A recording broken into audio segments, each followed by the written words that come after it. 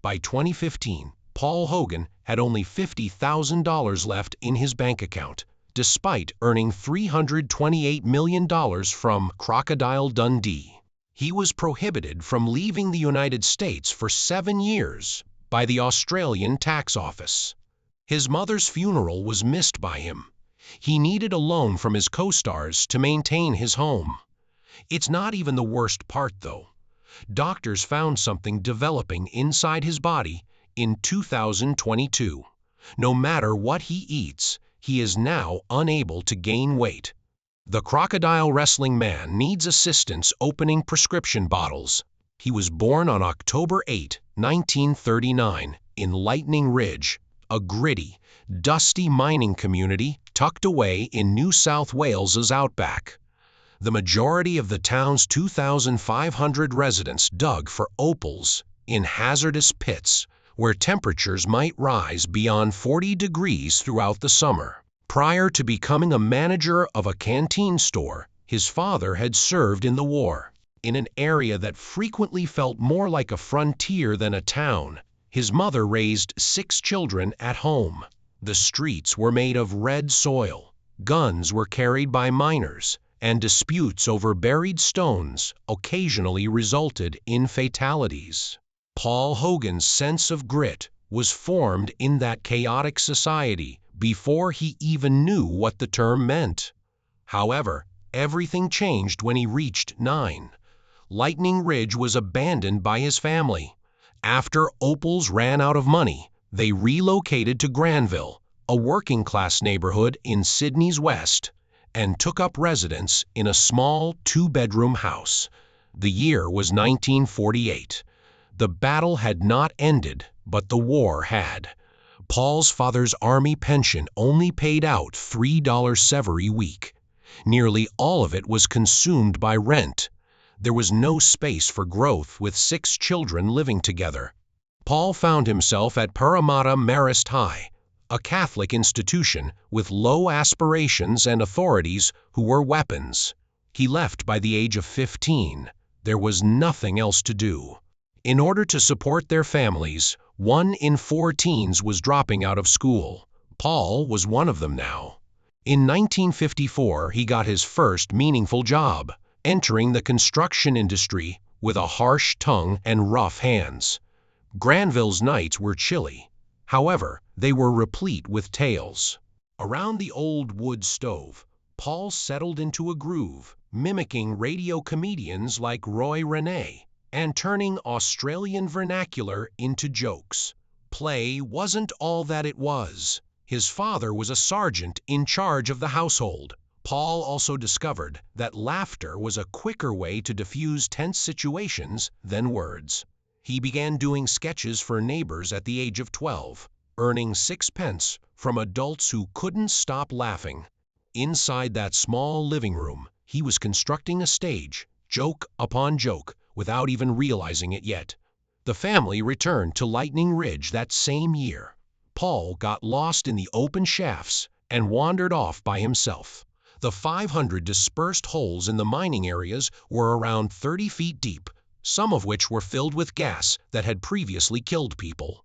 He was out there for 6 hours, during which time he encountered only dust, snakes, and a 45 degrees sun. His lips were split, his skin was burned, and he was hardly able to stand when they discovered him at dusk. He never forgot the quiet of that place, though, and he was still living. He claimed that day, years later, was the first time the outback truly affected his bones. He became Hogus at school after he committed too many pranks, such as posing as an expert on wildlife and informing replacement teachers about non-existent animals. The moniker stuck. Wild stories, hoop snakes, and drop bears. The pupils thought so. Some of the teachers also did. He turned fiction into a business by charging 3 pence to hear more during lunch breaks. Detention was merely a phase. While some teachers discreetly acknowledged that he was more witty than most adults they knew, Others labeled him unruly. He finished school at the age of 15 and was in labor. The work was harsh, working 12-hour stints while shoveling, transporting, and lifting steel for meager weekly pay. He slept on creaky sea kayaks, shared boarding homes with other young laborers, and maintained a sharp sense of humor since it was the only thing that kept him sane. He got a job as a rigger on the Sydney Harbour Bridge when he was 19, which would influence the following 10 years of his life. Every day, that task was a matter of life and death. Without wearing safety harnesses, Hogan scaled the 134-meter building by crawling along beams and rigging platforms for painters. There had already been 16 fatalities from the original construction. In reality, every day up there was a gamble with gravity, rain, wind, steel, and perspiration. Hogan later quipped that he occasionally went weeks without losing a single painter, and he discovered how to make danger into jokes halfway between the grind and the fear. He poured beers in Sydney taverns at night to supplement his income, and he would begin ridiculing the crowd after they were sufficiently inebriated. Nothing was safe about their occupations, accents, or unattractive hairstyles. Usually the hardest laughs came from the harshest customers. However, occasionally they didn't. He went too far one night, and the entire pub broke out in a brawl. He learned that night that there was a fine line between amusing and deadly. He never again crossed it in the same manner. He married Noeline Edwards in 1958, when he was just 19 years old. Before they had a plan, they met at a neighborhood dance, fell in love quickly, and started a life together. They had 3 kids by the age of 22, but their income was never enough to feed them. He continued working perilous rigging operations during the day and doing odd jobs at night. The strain caused their marriage to fall apart in 1961. They parted, returned, and parted once more. They eventually got divorced in 1981, got married again in 1982, and got divorced once more in 1989. One of Australia's most well-known heartbreaks, their tragedy unfolded in front of the entire country. Hogan worked really hard over those years. He began operating trucks in 1963, transporting supplies and materials from isolated locations back to Sydney. He even started a dangerous side business of smuggling opal dirt out of Lightning Ridge while surreptitiously selecting little gems and keeping them for himself. He then stated that he would have been imprisoned if he had been discovered, but he had no safety net and mouths to feed. The family was kept afloat by the money. Then everything changed in 1968. TV producers arrived to film a safety public service announcement one afternoon as people were having lunch on the bridge. Hogan began making jokes about restrictions and hard hats. His delivery was flawless, but no one asked him to. The producers were unable to turn away. They eventually offered him a part in union advertisements. Over 3 million people watched those that were broadcast on Channel 7. Those advertisements brought him more money than a year on the bridge. It was the turning point in his life. He threw up the script when he appeared on Tonight with Al Fizer in 1970. He spontaneously created a wild outback survival routine instead of playing it straight. The crowds went wild. The phone lines were congested. In a matter of days, his cost increased from $50 to $500. Rival networks vied for his services. During its 3 airings that week, the clip attracted over 800,000 viewers each time. Although he had formally gone national, things did not go as planned. He was filming a cigarette commercial in 1971 when his stand-in was bitten by a poisonous snake. Hospitalized for 3 days. Budgets were doubled due to production delays. Hogan became terrified of snakes. The commercial was never broadcast. The business suffered a $45,000 loss. His contracts thereafter contained safety provisions and hazard pay. He never again stood close to snakes. 1972 almost destroyed him. In order to portray a more gentle suburban side of himself, he developed and acted in the sitcom The Little Hogan Family.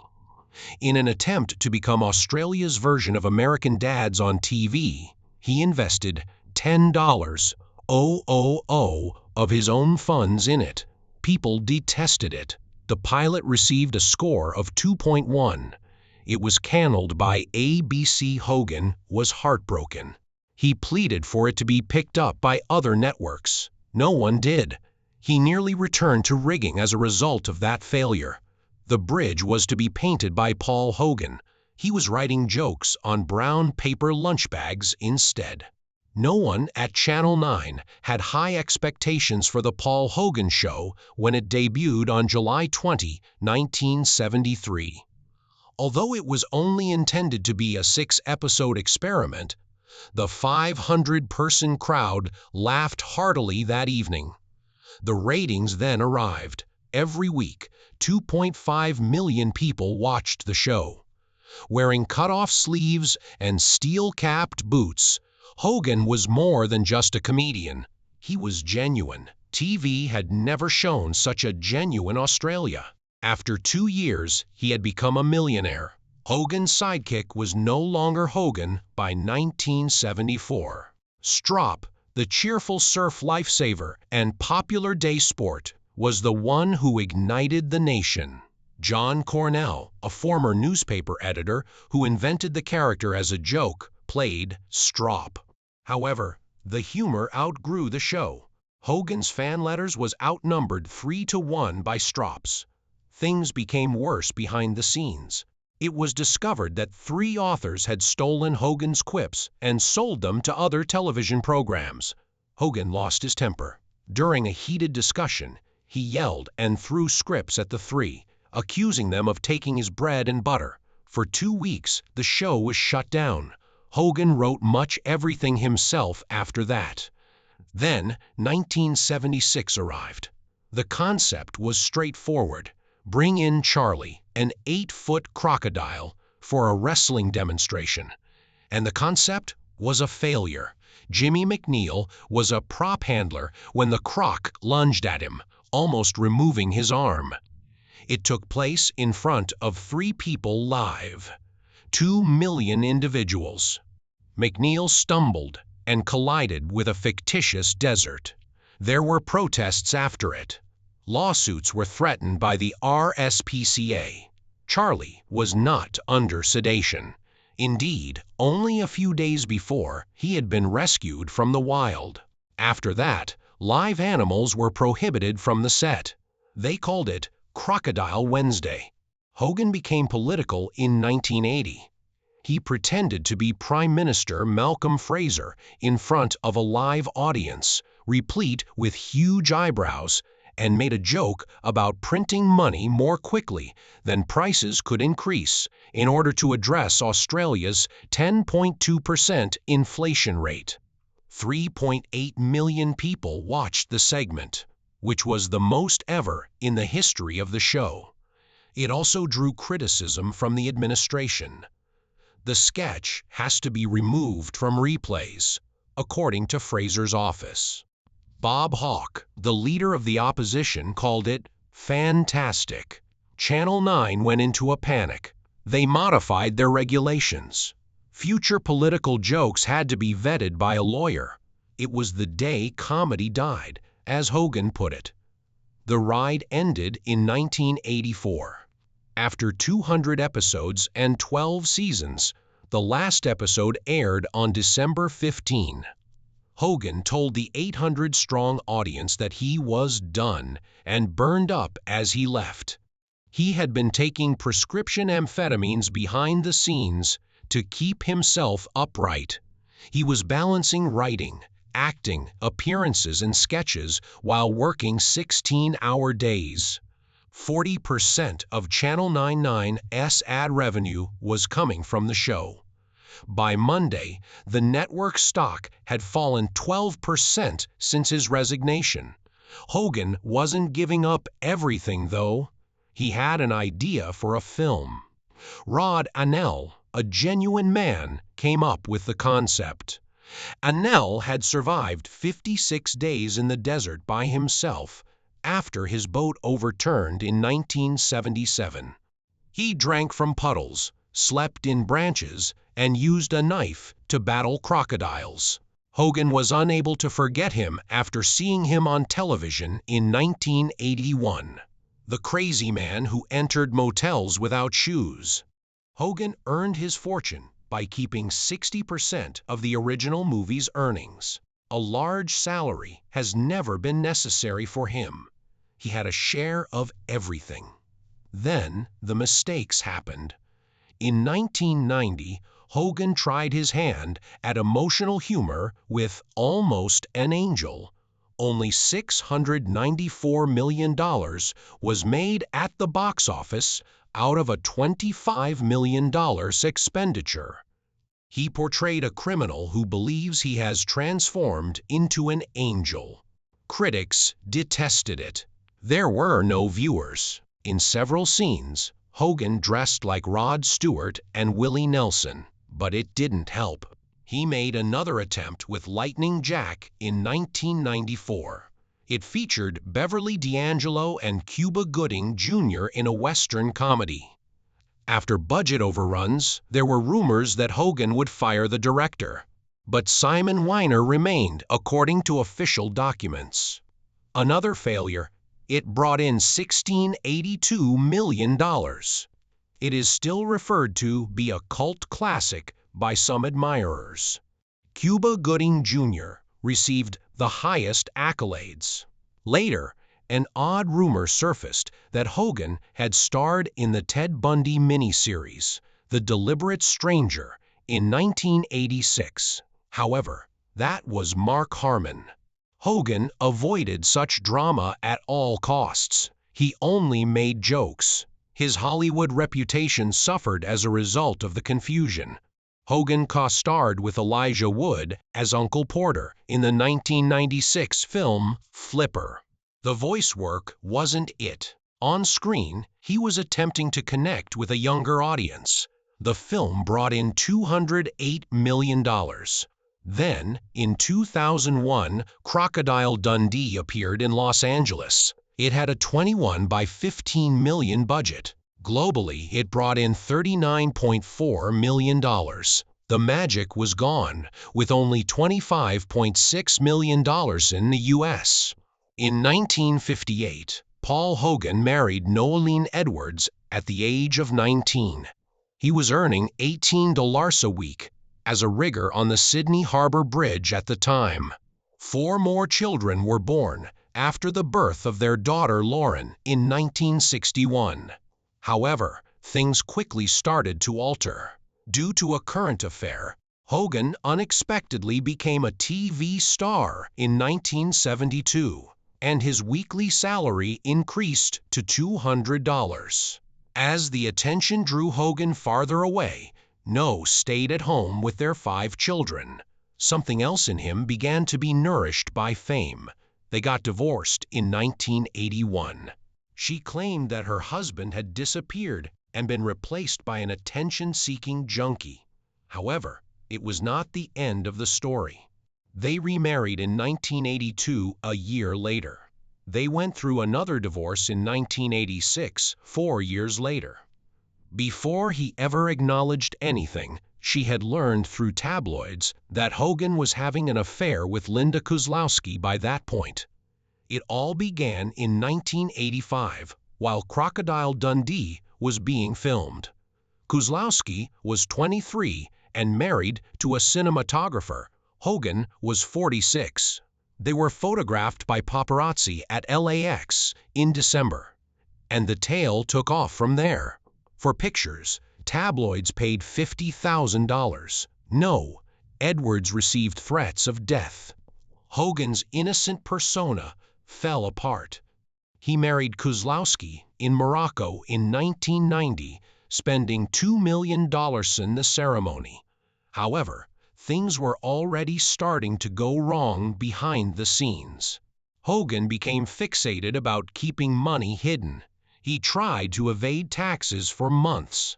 By the time they got divorced in 2008, Kozlowski had the $4.2 million Malibu mansion and $20 million, along with full custody of their son Chance. Hogan was found to have undisclosed assets in 12 different countries. Later on, Kozlowski said that he spent $8 million in tax attorneys, more than he ever spent on family trips. She described their marriage as 20 years of financial paranoia interspersed with fleeting romantic moments. Hogan was 71 years old and attempting to start over in 2010. At that point, he began dating 34-year-old Byron Bay yoga instructor Zoe Lynch. She and he moved into a much smaller apartment near Venice Beach, which cost $800. However, she also quit after 4 years. He was becoming less healthy. He had dialysis 3 times a week after being diagnosed with renal illness in 2014. He was spotted in a wheelchair being transported through LAX in 2019. On film, the man who used to chase crocodiles was barely able to stand. He was 80 years old. Chance, his now 27-year-old son, returned from New York to take full-time care of him. He claimed that his father required assistance with everything, including opening medicine bottles. He seldom ever saw his 5 older children from the prior marriage. Hogan lived in the quiet of his decisions from decades ago, spending his days by himself. Chance described it as his father's retribution for prioritizing celebrity over his family.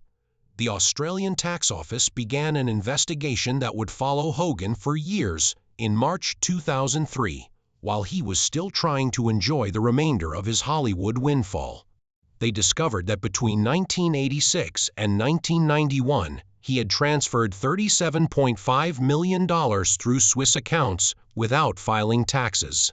Australia issued a departure ban order in the same year. Hogan was unable to travel abroad. He missed the last days of his mother's life. He was unable to attend family gatherings, weddings, or funerals at home. He was confined to Los Angeles for 7 years. He also insisted that he never believed it to be against the law. According to his advisors, this is how celebrities safeguard their wealth. However, Hogan had to return to Sydney to testify after his advisor John Strohan was arrested in 2007 and given a 2-year sentence for fraud. In court, he claimed that he had been duped and had placed his trust in the wrong individuals. He spent about $10 million in legal fees between 2003 and 2008. From $30 million to $8 million, his net worth fell. He became lighter. He had trouble falling asleep. The strain began to strain his marriage to Kozlowski. He and the ATO came to a silent agreement in 2010. Everything was meant to stop with the deal.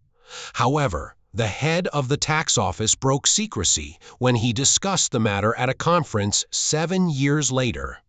The deal that was meant to release him ended up becoming the thing that held him back. He had one final chance in 2012. He was offered $2 million by Paramount to revive Crocodile Dundee. When he appeared for La auditions, folks were taken aback. He appeared frail. The enchantment had vanished. The studio wanted the return of their $2 million after pulling the plug. He was without it. A payment plan had to be negotiated by his agency. Online leaks of the unsuccessful audition showed him having trouble performing even the most basic maneuvers. He turned into a depressing Hollywood tale. He survived on rerun residuals and had to contend with IRS audits that scrutinized every small expense. Things had gotten worse by 2015. His properties in Sydney, including his Granville childhood home, were subject to tax liens. His $1 million profit from the 2016 movie The Choice was sucked up by legal expenses.